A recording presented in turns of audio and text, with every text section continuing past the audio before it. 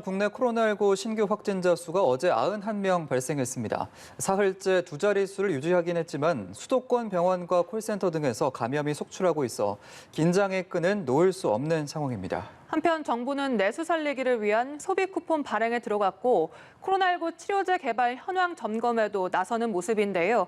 관련 내용 백순영 가톨릭 의대 명예교수와 짚어보겠습니다. 어서 오십시오. 어서 오십시오. 예. 국내 코로나19 확진자 수가 계속해서 들쑥날쑥하고 있는 상황이고 일단 증가 추세에 있긴 한데 이제 자세히 보면 하루 검사 건수가 3천여 건이 줄었는데 확진자가 오히려 더 늘었거든요. 지금 추세는 좀 어떻게 봐야 됩니까? 이것을 일반적으로 주말 효과라고 그래서 평일에는 한 10,000여 건 하는데 지금 주말이라 6천 건을 했는데도 불구하고 91명이 생겨서 1.5% 양성률 굉장히 높아졌어요. 근데 여기서 한 가지 더 우려되는 부분은 실제로는 우리가 지난 12일 날 월요일부터 1단계로 하향 완화를 했는데 이 시기가 사실은 완화할 만한 숫자는 아니었었던 것을 완화를 한 것이거든요. 그런데 지금 한 일주일 지나는 시점에서 보면은 어느 정도 환자 수가 늘어나는 것은 우리가 감수하면서 지속적인 방역을 해나가겠다 하는 이런 의미인데 문제는 질적인 문제, 즉 내용상의 문제가 지금 경기도 광주에서도 이렇게 집단 발생이 일어나고 하는 것이 지금 뭐 다나병원이라든지 지금 재활병원, 요양원 같은 이런 단체적으로 환자들이 있는 곳에서 집단 발생이 계속 일어나고 있다는 것이 특히 수도권에서는 굉장히 큰 문제가 될 수 있고 대규모의 환자들이 많이 있는 요양병원, 요양원들이 수도권에 더 많이 있거든요. 그래서 오히려 부산의 상황보다도 서울 수도권 지역에 있어서의 이 취약 지역에서의 대규모 발생을 막지 않으면은 지금 이 완화에서 환자가 늘어나는 것이 문제가 아니라 내용상으로 환자들을 얼마나 중증 또는 사망으로 가지 않게 피해를 줄일 수 있느냐 하는 부분에서 더 큰 문제, 즉 근본적인 방역 대책이 필요한 시기라고 볼 수 있겠습니다. 네, 재활원이나 요양병원에서 집단 감염이 이어지고 있다는 부분이 우려스럽다고 말씀해 주셨는데 이 부산 해뜨락 요양병원의 확진자를 보니까 오늘 오후 기준 14명이 추가로 더 발생했습니다. 이틀 간격으로 검사 중이어서 앞으로 더 증가할 수가 있는데요. 그런데 해당 사례는 원래 한 자릿수 추가 감염자가 나왔는데 오늘 이렇게 두 자릿수 추가 감염자가 나왔습니다. 급증한 이유 어디에 있다 보십니까? 급증이라기보다는 일단 어느 정도 만연되어 있는 상황에서 어느 정도 밝혀지느냐, 즉 확진자가 나오느냐 하는 것의 문제이겠죠.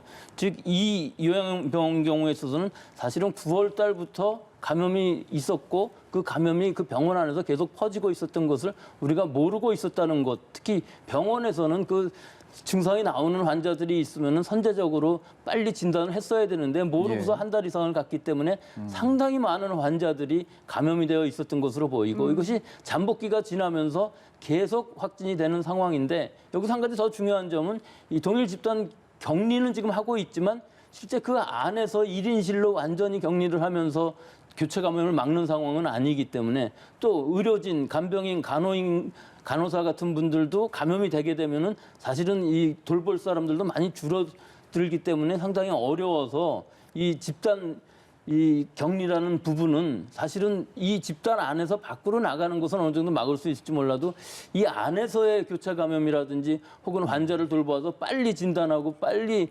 격리하는 치료를 하는 이런 부분이 상당히 좀 어려울 수가 있어서요. 우리가 초기부터 그 청도 대남병원의 경우에 있어서 사망자도 많이 생겼고 거의 100%가 감염되는 상황까지도 갔었거든요. 그래서 벌써 이 코로나19 초기부터 이것들이 있었던 일이고 다시 이것이 되풀이되지 않았어야 되는데 지금 상황에서 보면 환자만 해도 35%가 지금 감염이 되고 있는 상황이라 앞으로 아마 더 나올 수도 있을 것으로 보이기 때문에 최대한 교차 감염이 일어나지 않게끔 하고 뭐 이틀 간격으로도 계속 진단 검사를 함으로 해서 조기에 발견하고 조기에 격리하고 치료할 수 있어야만 그나마도 지금 이 피해를 줄일 수 있을 것으로 보이는데 상당히 고령이신 분들이고 기저질환이 깊기 때문에 아직까지도 우려가 깊고 이런 일이 되풀이되지 않게끔 선제적인 방역이 필요한 시기라고 봅니다. 네, 이 해당 병원의 감염률 비율을 살펴보니까요. 직원이 7.5%, 이 환자는 말씀하신 대로 35%입니다. 전체적으로는 27.6%가 감염된 건데 이러한 감염 비율이 상당히 높고 심각한 수준이라고 볼 수가 있는 거죠. 그렇죠. 근데 이거보다 더 높아질 수가 있는 지금 상황이고요. 네. 결국은 지금 입원을 하실 때에는 전부 전수검사를 해서 진단검사 음성이 돼야만 입원을 하기 때문에 예. 환자들 안에서 처음부터 발견될 수는 없는 상황이고 결국은 외부로부터 감염이 되는 것이기 때문에 이것을 얼마나 빨리 찾아낼 수 있느냐 하는 것이 중요한 부분인데 사실 지금까지는 예. 이 간병인이라든지 간호사분들, 의료진들 또는 그 관계자들 전체에 대해서 주기적으로 진단검사를 한 적이 없어요. 그렇기 때문에 계속 감염 우려가 있었던 것이고 실제로는 이 안에 간호 인력이라든지 간병인들이 굉장히 수가 적기 때문에 예. 즉 한 사람이 돌보는 환자 수가 너무나 많고 그 안에가 상당히 이 밀집된 상황, 즉 환자들이 많이 촘촘히 경상들이 있는 상황이기 때문에 굉장히 감염이 일어나기 쉬운 환경이고 이것들이 실제로 계속 일어나고 있고 특히 지금 서울 수도권의 경우에 있어서 이런 요양원, 요양병원이 상당히 많이 있기 때문에 예. 전체적으로 이 잘 방역으로서 통제할 수 있는 방법을 지금은 도입을 해야 될 시기라고 봅니다. 예, 앞서 광주 얘기도 해주셨는데 경기 광주시 사례를 보면 SRC 재활병원에서 19명이 추가 확진돼서 이제 누적 확진자가 51명이 됐는데요. 지금 2개 병동이 동일 집단 격리가 돼 있고 전수 검사를 하고 있는데 지금 이 검사 대상에 재활병원을 다녀갔던 요양병원의 직원 83명도 포함이 됐거든요. 이렇게 되면 요양병원으로의 확산도 저희가 좀 우려를 해봐야 될 부분인 것 같아요. 그렇죠. 가능성은 충분히 있고요. 또 요양병원으로 감염이 확산되는 것뿐만 아니라 여기에 있는 이 관계자들이 과연 지역사회에 있어서 출퇴근했을 때 감염이 없었겠느냐. 즉 지역사회로까지의 감염도 확산도 지금은 다 준비를 해야 될 시기라고 보아서 예. 이 전체적인 역학조사를 신속히 함으로 해서 지역사회에서의 N차 감염이 더 이상 일어나지 않게끔 해야 될 것으로 보이기 때문에 이 안에서 원내에서의 감염은 어느 정도 또 막는다 할지라도 예. 지금은 여기에서부터 시작한 지역사회 감염이 다른 데에서는 그다지 크지는 않았었지만 실제 거기에 근무하시는 분들이 대부분 그 주변에 사시고 계시기 때문에 그렇죠. 이런 부분에 있어서 가족 간의 감염이 일어나고 또 그 가족으로부터 감염된 것이 또 지역사회로 가는 이런 악순환을 끊기 위해서라도 신속한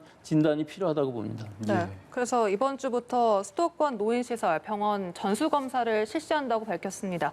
대구와 전남도도 비슷한 이 조사를 하겠다고 밝혔고요. 그런데 이렇게 전수검사를 하게 되면 짧은 시간에 많은 사람이 몰리면서 여기에 대한 우려도 나오거든요. 이는 어떻게 보십니까?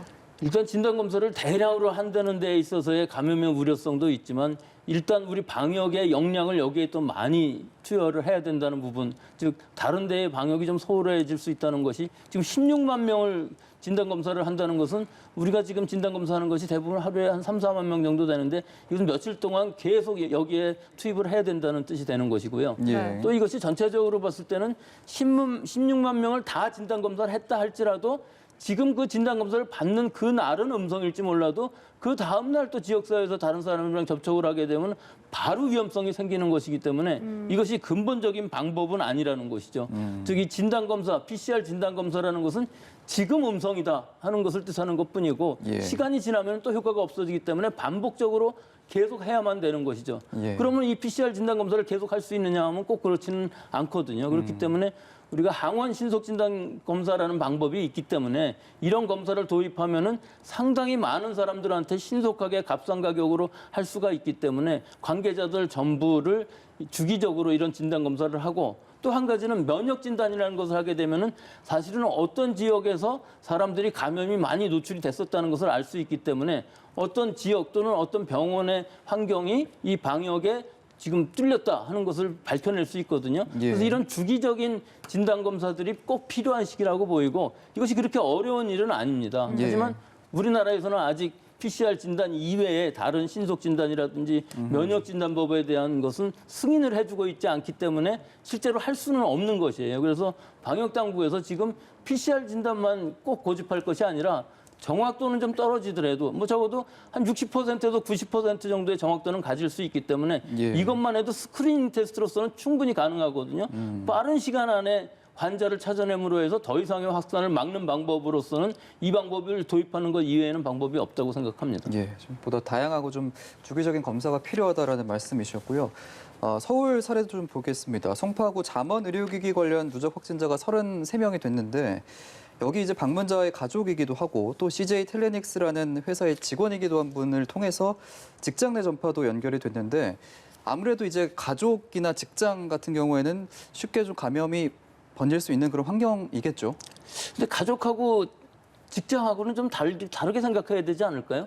가족이라는 상황은 무증상으로 어떤 가족의 구성원이 한 명 감염되면 전체가 다 감염되는 건 어쩔 수가 없습니다. 예. 하지만 여기서 중요한 부분은 만약에 조그만 증상, 뭐 기침을 조금 한다든지 미열이 있다든지 혹은 좀 무력감이 있다든지 몸살 기운 같은 거 있을 때에는 회사나 직장을 좀 쉬어야 되는데 학교도 이것이 쉬운 일이 아닌 것 같아요. 지금도 맞습니다. 이런 방역수칙은 처음부터 있었지만 예. 그것이 잘 안 되기 때문에 결국은 가족 구성원 전체가 감염이 되고 학교나 또는 직장 또 결국은 지역사회로 전파가 일어나게 되는 것인데 직장 안에서는 좀 더 거리두기라든지 마스크 쓰기라든지 뭐 여러 가지 소독, 환기라든지 하는 것들을 위해서 어느 정도 막을 수가 있을 것으로 보이지만 실제 방역이라는 의미에서 보면 가족 내의 감염은 막을 수가 없기 때문에 예. 가능한 한 가족 내에서 일어났을 때에도 지역사회, 즉 직장이나 학교 쪽으로 번져나가지 않도록 하는 방역수칙이 잘 지켜져야만 지금 이 1단계에 있어서 완화된 장기적인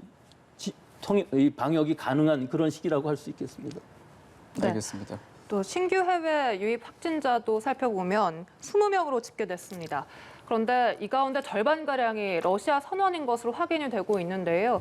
그런데 이 러시아 선원의 경우에는 입항을 할 때 음성 진단 확인서를 받고 입항을 하는데 나중에 보니까 양성인 경우가 많아서 이 부분 좀 정밀한 재단이 필요해 보이거든요. 글쎄요, 우선은 그 뭐 신빙성 문제도 있겠지만 진단에 근본적인 문제로서는 이 선원들인 경우에서는 사실은 육지에 상륙하지 않으면 큰 문제가 없습니다. 그런데 육지에 상륙하지 않는다 할지라도 지난번에 부산의 냉동 어선들 같은 것들에서 보셨다시피 그 환경 자체가 이 환자들에 의해서 오염이 되어 있으면은 우리 승선한 여러 노동자들이 감염될 수가 있거든요.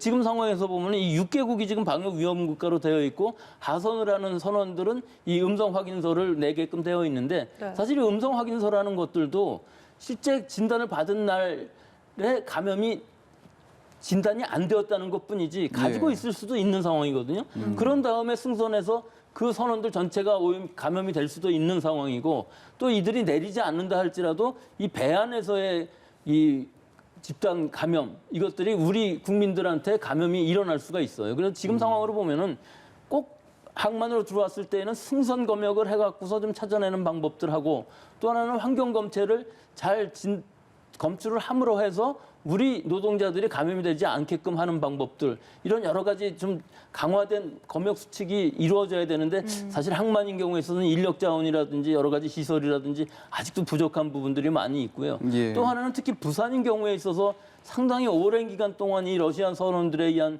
이 확진자들이 많이 나오는 것이 밝혀져 있었거든요. 네. 근데 러시아 선원인들 경우에 있어서는 이 바이러스의 타입이 좀 다릅니다. GR 타입이고 우리 국내에서 유행하는 것들은 GH 타입이기 때문에 지금 부산에서 지금 지역사회에 감염이 되고 있는 바이러스들이 GR 타입이 과연 얼마나 있는지도 한번 검사해 볼 만한 시기인 것으로 보여요. 만덕동인 경우에 있어서 그 동 자체가 상당히 많은 바이러스들이 지금 있는 것으로 보이는데 예. 이것은 GH형일 것으로 보이지만 그 외의 지역에서도 바이러스를 좀 검출을 해서 이런 유전자를 분석을 해볼 필요가 있는 시기라고 봅니다. 예, 알겠습니다. 이제 좀 얘기를 좀 바꿔서 경제 문제도 좀 얘기를 해보겠습니다. 정세균 국무총리가 이제 중대본 회의에서 소비 할인 쿠폰을 지급하기로 했는데 내수 살리기 나선다는 건데 이제 정부 입장에서는 뭐 방역과 경제 균형점을 좀 찾아서 지속 가능한 좀 장기적인 방역 체계를 구축하겠다라는 생각인 것 같은데 쉽지는 좀 않아 보입니다. 어떻게 보십니까? 지금 뭐 어느 나라도 쉽지 않고 예. 결국 전 세계적으로 봉쇄를 하지 못하는 이유가 지금 경제적인 문제 때문에 그렇죠. 지금 우리가 막을 수 있는 방법이라는 것은 마스크라든지 뭐 손 씻기 같은 개인 위생밖에 없지 않습니까?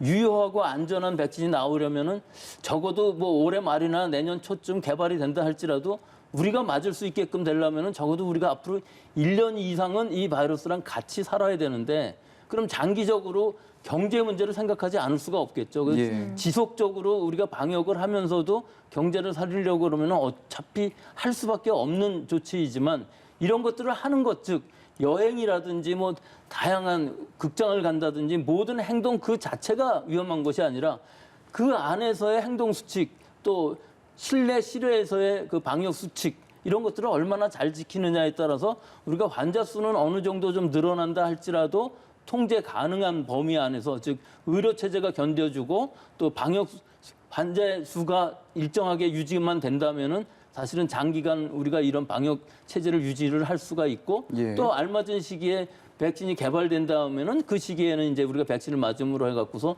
이 코로나 바이러스의 공포로부터 벗어날 수 있는 상황인데 지금으로 봐서는 모든 것이 다 불투명하죠. 하지만 맞습니다. 우리나라는 아직 환자 수만 봐도 뭐 세계에서 거의 유례 없을 정도로 적은 숫자이고 예. 집단 발생만 잘 막는다면은 즉 취역 지역에 있어서 집단 발생만 잘 막는다면은 환자 수는 사실 뭐 100명 좀 이상 간다 할지라도 지금 1단계를 유지하면서 경제도 어느 정도 살릴 수 있는 시책도 지금은 시행할 수 있는 시기라고는 봅니다. 네. 알겠습니다. 이렇게 실내나 실외 방역 수칙을 철저히 지켜야 할 텐데요. 실제 이번 주말에 많은 사람들이 뭐 산이나 관광지로 몰렸습니다. 야외 활동을 할 때 반드시 지켜야 하는 방역 수칙 다시 한번 강조를 해주시죠. 이거 꼭 야외 활동이라고만 할 수가 없는 것이요. 야외 활동을 하기 위해서는 뭐 교통기관도 필요할 것이고 뭐 중간에 식당도 필요하고 휴게실 뭐 여러 가지 실내 환경도 또 같이 있어야 되는 것이거든요. 예. 제일 중요한 것은 단체 관광은 좀 하지 말아야 되겠다는 것이 이번 겨울에 이 야외에서의 여행 수칙이라고 볼 수가 있고요. 가능한 한 여행 전후에 있는 어떤 모임들도 하지 말고 또 휴게소라든지 식당이라든지 이런 데서 실내에서의 방역 수칙을 잘 지키고 또 여행지에서 너무나 사람이 많다면 좀 안 가는 것이 좋지 않을까. 즉 유명한 관광지 같은 경우에는 계속 줄 서고서 등산이라든지 여행을 하게 되는 상황이기 때문에 여러 손잡이라든지 접촉점들이 많이 생겨서 예. 이런 마스크를 쓰고 있기 때문에 이 감염이 안 된다는 거 이거 말고도 접촉 감염에 의해서도 감염이 일어날 수 있는 상황이 되기 때문에 가능하면은 사람이 많이 모이는 이런 관광지에서는 이런 여러 가지 방역 수칙들을 더 잘 지킬 수 있는 우리 국민들의 지금 행동 수칙이 되겠습니다. 예, 알겠습니다. 오늘 이 시간 백순영 가톨릭의대 명예교수와 함께 코로나19 관련 내용 짚어봤습니다. 오늘 말씀 고맙습니다. 고맙습니다.